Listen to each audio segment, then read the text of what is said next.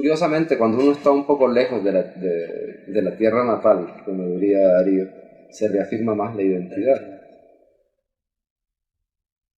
Y creo que toda mi obra responde a esa identidad nicaragüense marcada por Darío. Ahora, evidentemente, mi obra no está de acuerdo con quienes están en desacuerdo con Darío.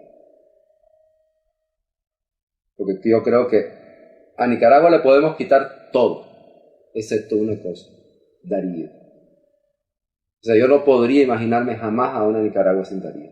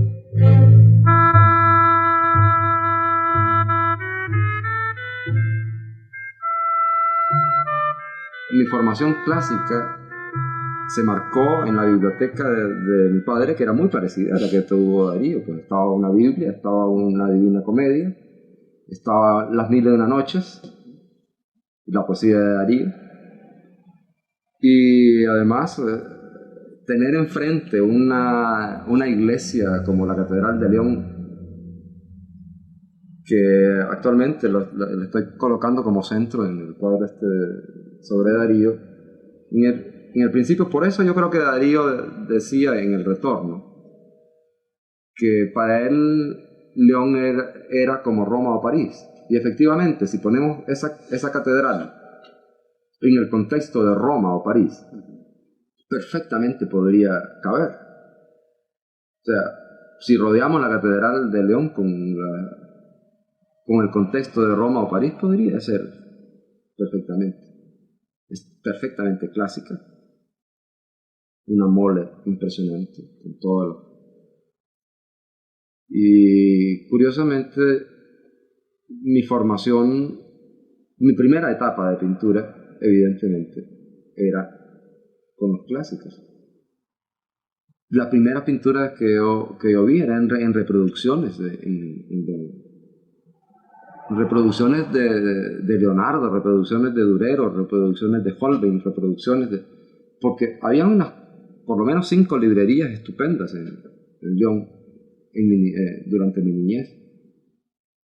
Y curiosamente en mi adolescencia, obviamente como de acuerdo con los años 50, 60, pues tenía que tener una adolescencia de rebeldía sin causa contra la unidad aristotélica, que por supuesto todos los que hablábamos de estar en contra de la unidad aristotélica no nos dábamos cuenta que nos estábamos colocando como antítesis y colocando siempre a Aristóteles como una tesis universal, permanente, y que en realidad, desgraciadamente, no habíamos leído a Aristóteles, ninguno. Estábamos en contra de algo que no conocíamos, simplemente por una rebeldía sin causa. Ahora, la idea mía es, en lo que espero sea mi madurez, quiero seguir siendo rebelde, pero con causa. Detrás de cualquier descubrimiento y cualquier cosa está un italiano. Y eso posiblemente fue por mi aprendizaje con Rodrigo Peñalba en Nicaragua. No, Rodrigo, lo que él llevó a Nicaragua era la escuela italiana. Sí. Corrobora tus palabras que es el maestro, ¿no? Peñalba es el maestro. Sí, ahora lo que pasa es que en realidad hasta ahora se está reafirmando ese principio y desgraciadamente el mismo Rodrigo tuvo, creo yo, una equivocación al tratar de hacer concesiones, por ejemplo con Praxis, con el informalismo español, que yo creo que hubiera sido mucho más correcto que Rodrigo siguiera pintando como pintaba en Italia y haber sido más radical y más intransigente en su escuela y no ser tan tolerante, porque hubiera creado una pintura mucho más refinada. Claro, yo con Rodrigo no estuve estudiando, en realidad casi todo yo soy autodidacta, pero sí, como era muy amigo de don Rodrigo, entonces conversábamos, ya no de maestro-alumno, sino de amigo-amigo. Y lo que él en público no podía decir, porque no quería entrar en conflicto con la corriente de Praxis, conmigo sí lo podía decir.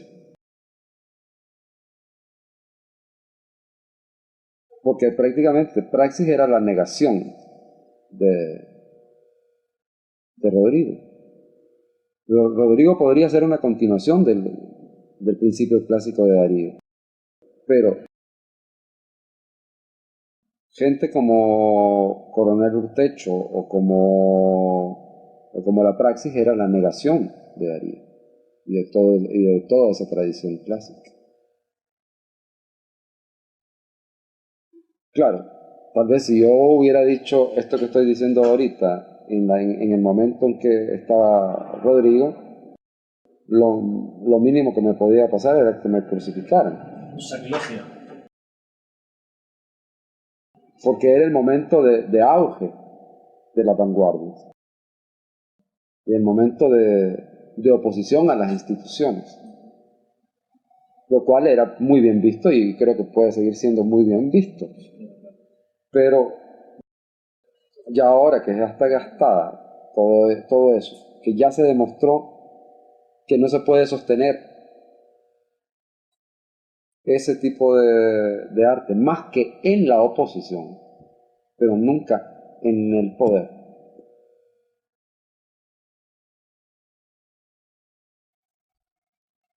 Yo creo que ya en este momento sí se puede empezar a decir cosas. Y todos estos símbolos religiosos son nada más que metáforas de una lógica. Una lógica en especial que en este caso es la suma de todas las lógicas y éticas de las etapas clásicas de las culturas anteriores, de todos los tiempos y lugares. Entonces eso es prácticamente el planteamiento que yo estaba haciendo. Entonces en este caso estoy usando el canto de esperanza de Darío, que equivale perfectamente al Apocalipsis de San Juan y a la lógica de San Juan. Ese es básicamente el planteamiento, o sea, el planteamiento de un método de análisis donde las tesis siempre son totalizadoras, afirmativas, y las antítesis parcializantes y negativas. Entonces, mi planteamiento es que en Nicaragua se ha confundido la tesis con la antítesis, igual que en el resto del mundo. Sí, es un problema generalizado desde que Goya dijo eso de que el sueño de la razón produce monstruos. Realmente se ha manejado muy mal el método dialéctico clásico. Para un tipo de artesanía de Nicaragua que pudiera servir, por ejemplo, para exportar dulces. Los dulces de Nicaragua son súper especiales.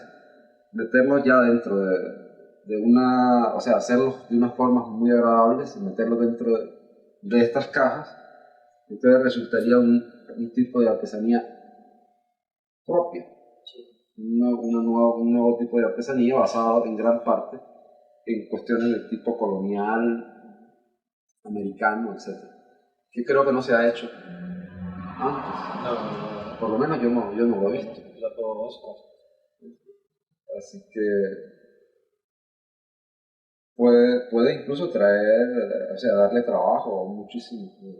Porque claro, esto solo lo puedo hacer yo. El diseño de esto solo lo puedo hacer yo.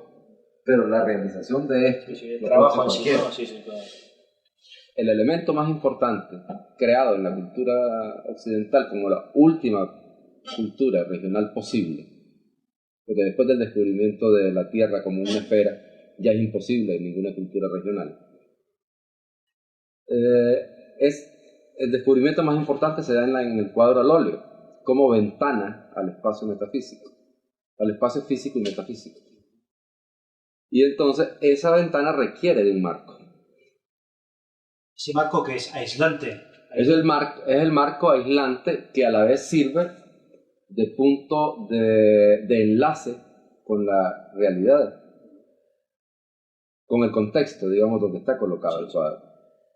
Entonces, mi punto de partida es que toda la deformación que se ha dado en las etapas de decadencia de esa última cultura ha eliminado precisamente ese cuadro al óleo como ventana. Entonces, ahora la intención es reforzar y volver a retomar ese principio clásico del último periodo clásico, del último ciclo cultural, para poder lograr un renacimiento de carácter universal. O sea, así como lo hizo el Renacimiento, que fue un retomar el periodo clásico de la cultura anterior, así nosotros tendríamos que tomar como punto de referencia la máxima creación dada en ese renacimiento clásico europeo y aplicarlo ahora a una cultura universal para poder lograr un renacimiento, un nuevo renacimiento. Yo creo que es la síntesis de lo precolombino y que es eminentemente oriental. Sí, sí. O sea, para mí las culturas precolombinas son medio orientales e incluso en algunas hasta extremo orientales. ¿No? Y la pintura colonial, el arte colonial de América es, digamos, la síntesis de todo, de Oriente y Occidente, del norte y el sur. Y creo que en el centro de América es donde se da más profundamente. En la parte central de América, o sea, desde Bolivia a México. Creo que ahí es donde más se da todo eso. Y es lo que yo estoy tomando también como punto de referencia. Por esa razón, posiblemente es que siento tan oriental mi obra. Aunque toda la técnica es occidental. Sí, no, está clarísimo. Está clarísimo. O sea, todo el trabajo Sí. Y todas todo el principio dialéctico de relatividad y campos unificados que se dio antes de 4 siglos antes de Einstein en el cuadro al óleo, creo que están ahí. Pues yo no voy a estar en contra de lo que se ha hecho, de los descubrimientos correctos. O sea, para mí, yo creo que es un disparate pensar que la historia de algún país o de alguna región comienza en determinada fecha, en determinado lugar. Siempre hay un precedente, ¿verdad? Siempre hay un precedente. Atrás, ¿no? Que no se refleja. Siempre hay que regresar al pasado para aprender. No es cuestión de eliminar todo. Sí, podemos corregir los errores del pasado, pero no vamos a eliminar también con los errores los aciertos. De un plumazo, ¿sí? Sí, eso me parece que es un verdadero disparate. Yo creo que ese disparate se hizo bastante en Nicaragua. Yo creo que las consecuencias de todo lo que está pasando ahorita ha sido precisamente por haber pensado que la historia comienza un determinado día y una determinada hora. Creo que ese es el mayor de los errores y que habría que corregir. Y eso es una de las cosas que yo estoy tratando de hacer con mi pintura y con mis libros. O sea, intentando conservar, digamos, los aciertos del pasado para poder ir hacia el futuro. Yo creo que la concepción de Darío es correcta cuando él dice: nuestra tierra está hecha de vigor y de gloria, nuestra tierra está hecha para la humanidad. Él nunca piensa de Nicaragua, por ejemplo, en una manera nacionalista. Yo creo que el nicaragüense es nicaragüense después de ser universal, como lo fue Darío. Primero universal y después nicaragüense. Incapaz de hacerse un juicio autocrítico, no es creador. Yo creo que en eso Darío tiene toda la razón, cuando él no espera que venga ningún crítico a comentar su obra, es él el que comenta su propia obra. Porque yo creo que la crítica debe ser previa y durante la creación, pero no posterior a la creación. Y ese ha sido uno de los errores que yo estoy señalando en mi libro del siglo XIX y siglo XX, donde se empieza a crear críticos profesionales, independientes del arte. Pero entonces resulta que pienso que cualquier juicio crítico que no lleve como objetivo la creación es estéril. Y toda obra creada sin un juicio crítico es mediocre. Entonces, por lo tanto, yo creo que esa división entre el creador y el crítico que se ha dado en el siglo XIX y siglo XX es un error. Yo continúo y reafirmando una tradición clásica. Pero sin embargo, en este momento, curiosamente, resulta ser lo más rebelde. Porque estar contra las modas de vanguardia en este momento es ser más rebelde que las vanguardias. Es ser más rebelde que las modas. Nada puede estar más opuesto a las modas que algo que nunca está de moda.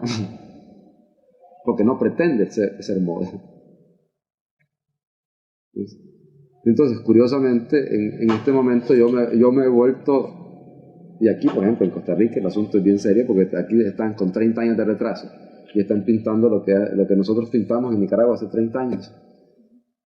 Y entonces creen que eso es nuevo, que es moderno, pero como le llegó tarde. Entonces, claro, mi pintura es una agresión para toda esa gente. Es una agresión porque, curiosamente, lo que se planteaba como pop art, como arte popular en los años 60, resultó ser lo más antipopular. Y curiosamente, esto que supuestamente no debería ser popular, según el materialismo histórico o dialéctico, resulta que lo acepta tanto un campesino como un obrero, como un intelectual, como un etcétera. O sea, y resulta que esto es mucho más popular que el pop art.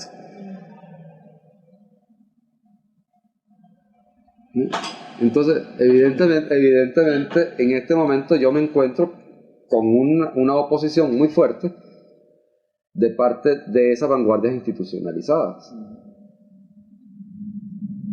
que sienten horror que el pueblo pueda aceptar con más facilidad las meninas de Velázquez que las meninas de Picasso, que acepten más fácilmente la Gioconda de Leonardo que la Gioconda con bigotes ¿cómo se llama? De Duchamp. Y que además yo creo que tendrían la razón, porque al fin y al cabo el punto de referencia no serían las meninas de Picasso, serían las meninas de Velázquez. Y el punto de referencia no serían los bigotes de la Mona Lisa, sino la Mona Lisa de Leonardo. La auténtica. Pues. Porque sea como sea, siempre será las meninas deformadas o la Gioconda con bigotes. Pero, y eso lo sabe el pueblo en general.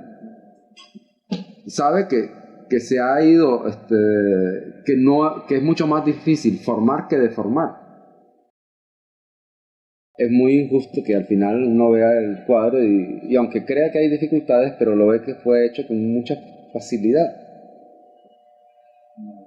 Yo creo todo lo contrario, ¿no? Ahí se ve una carga de trabajo enorme, vamos. En cuanto a paciencia, tiempo, se nota. Sí, pero se nota que ese es un cuadro, vamos, pero no se nota, por ejemplo, el hecho de que yo haya cambiado de lugar una cosa, que haya cambiado de... Eso queda en la parte de abajo, ¿no? Todo eso queda debajo, todo eso no se ve. O sea, que da la impresión de que cuando yo pinto eso, yo lo planeé desde el principio y que me salió todo facilísimo. Pero que no se nota que yo me equivoqué. Yo al contrario, incluso yo insisto. Incluso una vez me encontré con con una profesora de artes aquí en Costa Rica, que a mí siempre me pasan cosas con las profesoras de arte de Costa Rica, que me decía que ella era tan perfecta que le podían tomar rayos X a sus cuadros y que no había ningún error. Entonces le dije que, que al contrario, que a mí, si a la hora que tomaran rayos X a mis pinturas iba a encontrar un montón de correcciones, porque era lo suficientemente humilde para corregir mis errores y suficientemente soberbio para querer corregirlos y no pasar a la historia como un pintor que solamente hacía errores. En realidad yo comencé a pintar y yo fui el que le pedí a mi madre que pintara en un momento, porque ella llegó, la anécdota es así como muy simpática, estaba yo viendo un día y ella se me metía a opinar en lo que yo pintaba y le dije, mira, si tanto sabes de pintura, ¿por qué no te pones a pintar? La señora se puso a pintar y cuando empezó a pintar me pareció a mí que era interesante su trabajo. Evidentemente era un trabajo naif, muy primario, pero era intuición pura. Yo creo que la intuición pura es muy interesante. Claro, no es el principio de la creación, pero no el fin de la creación. Entonces, realmente su intuición, y en eso sí tengo que reconocerle profundamente, que empezó ella a llenar de todos sus recuerdos, llenar de cosas, evidentemente, sin una técnica y sin un conocimiento. Ella pues, no sabe nada de pintura, no tiene ni idea. Tal vez habrá oído alguna vez mencionar a Leonardo, o lo habrá visto, pero lo ha visto con ojos naif también, ¿no? Pero sí hay una cosa que yo creo que es muy importante. En las etapas de reevolución, quiero decir, las etapas de formación o de nueva formación en los ciclos culturales, el naif es una de las cosas más importantes, creo yo. Así como lo fue, por ejemplo, Cimabue para la cultura Oyoto, que claro, son naif con respecto a Tiziano o a Leonardo. Y yo creo que una de las cosas que intuyó mi madre era el hecho de partir de la poesía de Darío, de las tradiciones populares, y ella, como naif que era, pues sin ningún prejuicio de las reglas de las vanguardias y modas del siglo XX, empezó a rellenar su cuadro con todo lo que le daba la gana. Y yo creo que ahí sí fue uno de los grandes aciertos de ella, el hecho de plantear el cuadro como una plenitud sin vacío, o sea, donde el vacío es secundario. Y si lo vemos desde ese punto de vista, sí, evidentemente ha tenido una influencia muy fuerte en mi trabajo actual. Y el estar consciente de que hay que partir de la plenitud y no del vacío, como lo planteaba el siglo XX. O sea, creo que en eso estaba, a pesar de sus pocos conocimientos académicos, digamos, o formales, su intuición le hizo ver de que se tenía que partir de lo lleno y no de lo vacío. Yo creo que eso es una cosa que es fundamental y me alegro que en Nicaragua se haya planteado, independientemente de que sea mi madre o no. ¿Y de la pintura en general naif de Nicaragua qué pensás? Pues yo creo que en realidad las grandes naif de Nicaragua, que yo diría que son doña Silvia Guillén y mi madre, las auténticas. Y luego hubo una etapa muy interesante que en la primera etapa de Solentiname, donde no había ninguna imposición, ni se estaba creando esas reglas académicas que existen actualmente y que transforman esa pintura en artesanía. O sea, que puede ser muy bonita, o puede uno partir, digamos, de esos. Pero realmente no son piezas únicas. Y yo creo que el arte debe ser pieza única. Uno encuentra a mí me parece muy interesante de que un artista influencie a otro, como pasó en el Renacimiento. O sea, hay un periodo de tiempo en el que Rafael y Perugino son difíciles de diferenciar, pero terminan por tener cada uno su característica propia. El problema es cuando uno encuentra que hay una serie de pintores en las que hay un recurso que lo usan todos. O sea, que todos pintan las hojas iguales, que todos pintan las casitas iguales, que todos tienen temas semejantes. El mismo plato.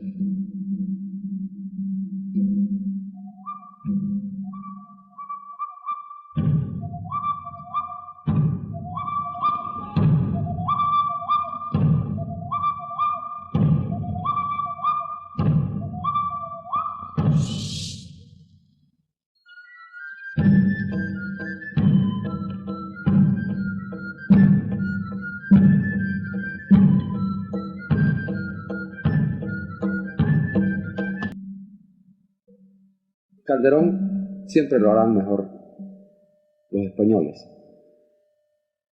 Que tendríamos que encontrar un tipo de teatro propio para poder interpretarlo de tal manera que nadie lo pudiera interpretar mejor que nosotros.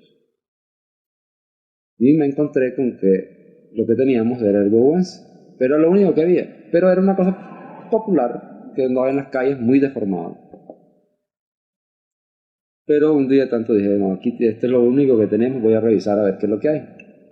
Y empecé a estudiarlo, eso como por 1976, 77, 76 aproximadamente.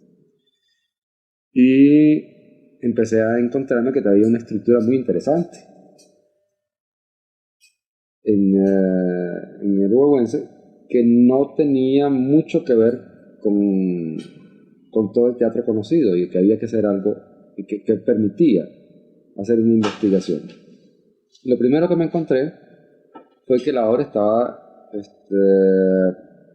escrita, lo que había quedado, parte en español y parte en náhuatl.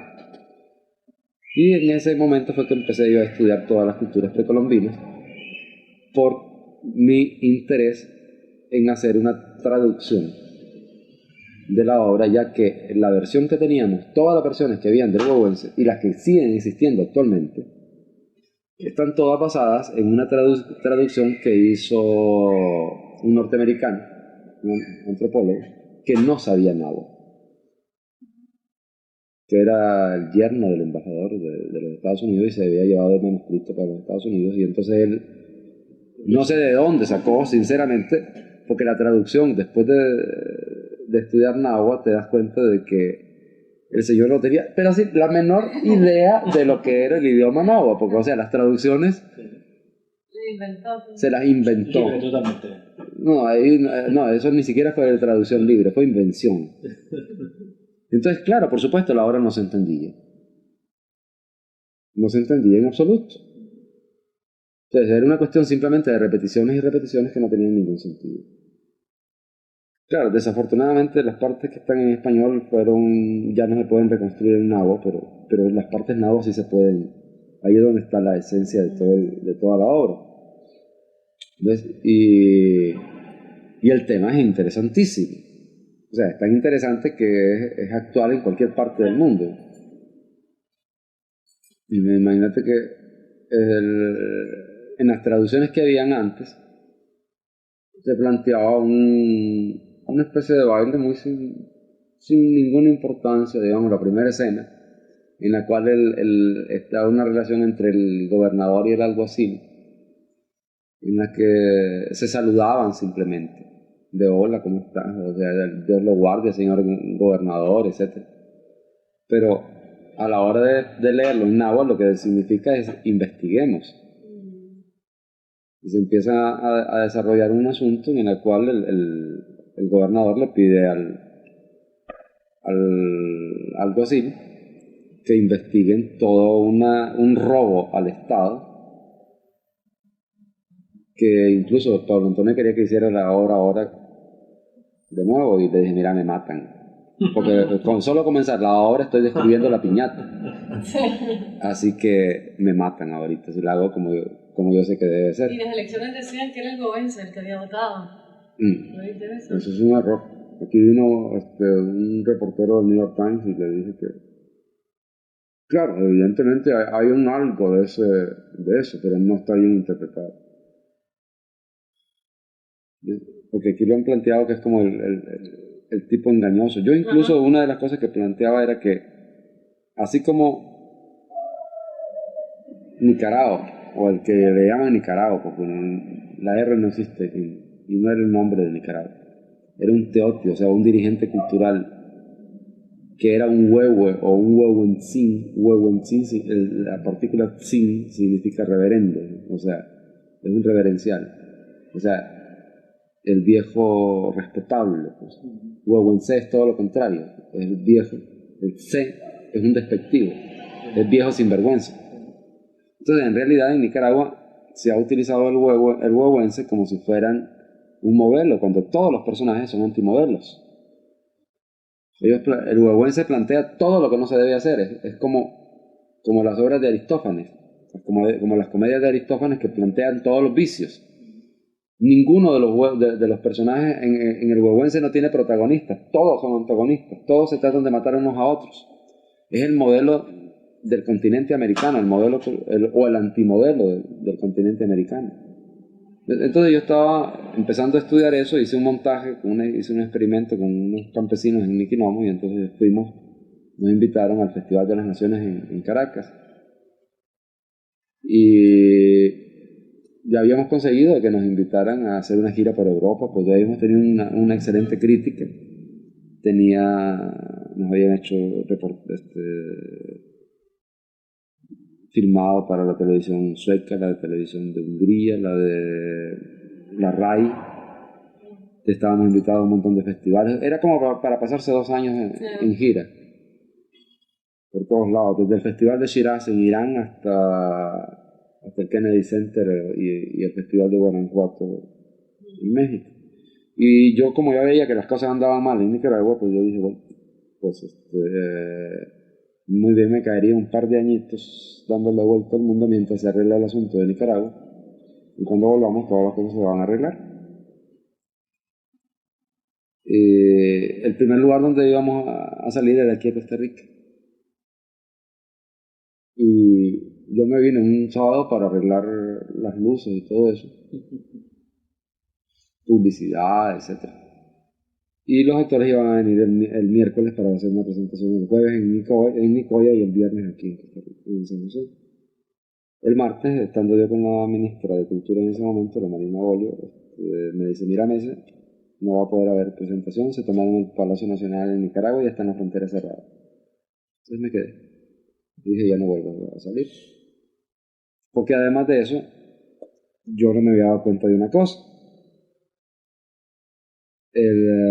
De pronto veo yo en una portada de un Times una máscara del huehuense, una de las máscaras que yo había utilizado.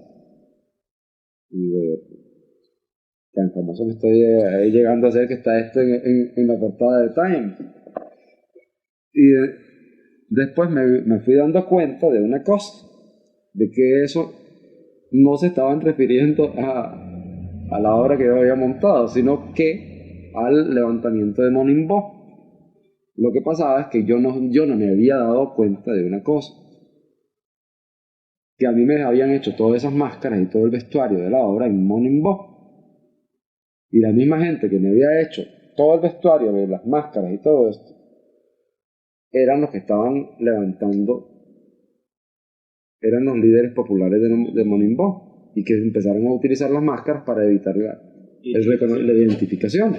Entonces, claro, por supuesto, a mí me estaban echando ya el clavo en Nicaragua de que yo les había dado la idea de toda esa gente de usar máscaras para evitar la identificación. Entonces, si yo llegaba a Nicaragua en ese momento, me mataban. Somoza me echaba la caballería. Entonces dije yo, no, mejor me quedo aquí muy prudentemente en Costa Rica para evitar cualquier accidente, pues. Así que, no, y que además de eso, cuando que la mayor parte de la gente que estaba en el gobierno sandinista y ahora eran prácticamente todos, habían sido actores de mi grupo de teatro. Omar Cabezas era de mi grupo, la Catamunguía, o sea, un montón de gente del Frente Sandinista. Rogelio Ramírez, Sergio, bueno. Y entonces yo estaba ligado a todo, pues.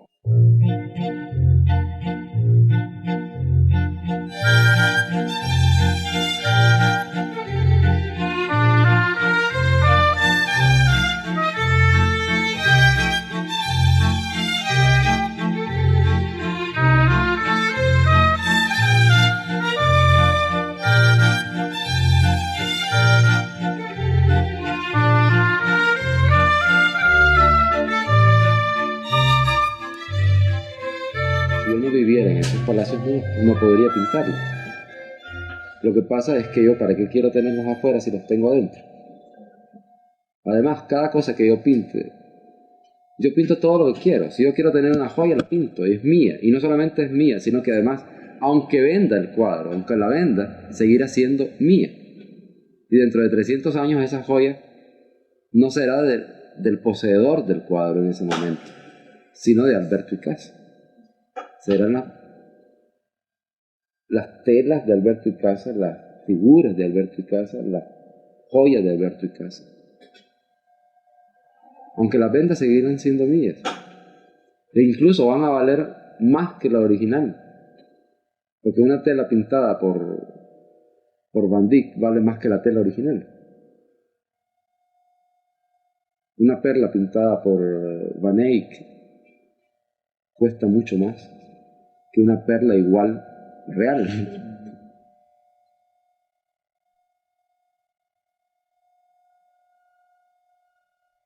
Puedo sonar como una persona extraña en estos tiempos. No, o sea.